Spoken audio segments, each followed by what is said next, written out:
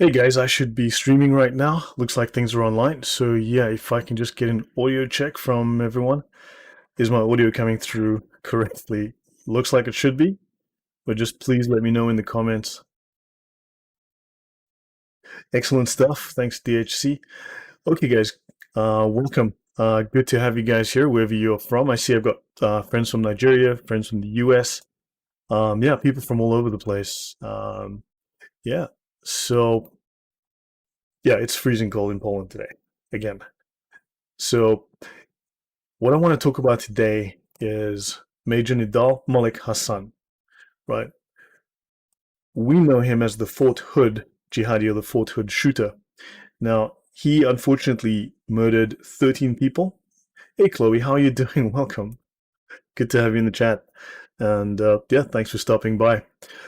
So, some years now, I'm not going to be going into the history of the Fort Hood shooting. I'm not going to cover that. Dobry wieczór, Marek. Hi there. Yeah, so I'm going to be talking about the manifesto. Wow, thank you very much, Chloe. Much appreciated. Yeah, and your wish is my command. Your wish has been granted. Thank you very much. Right. So I will not be talking about the history of Fort Hood and all of this. I'm not going to get into any of the news around it. What I want to talk about today is this item here, which is Major Nidal Malik Hassan's PowerPoint that he gave to a large group of US Army officers, psychologists, and such before he went on his rampage and murdered 13 people and wounded 32 others. Right, he's currently on death row, and I believe his death sentence should be served reasonably shortly. Right, but I think he's been on death row for something like 7 years now. But what I want to do is have a look at the PowerPoint that he gave, and few people know about this. I learned about this maybe 5 years ago. I hope, Faith, how you doing? Merry Christmas, everyone. Yeah, let's hope it's a good one this year. The Grinch is definitely trying to steal Christmas this year. Don't let him, right?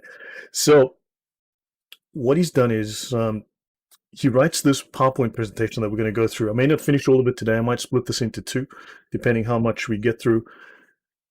He gives this to a group of like 20 officers. They say nothing about it. And then this thing just goes completely ignored in the media. Right. And he actually writes about his motivation. So he actually wrote an entire motivation for why he did what he did. So yeah, so let's dive right in. I've got this and I've got various other resources I'll be looking at to discuss some of the points that he makes. So let's have a look. He tells us here the objectives of his PowerPoint. Identify what the Quran inculcates in the minds of Muslims and the potential implications this may have for the US military, which is very interesting.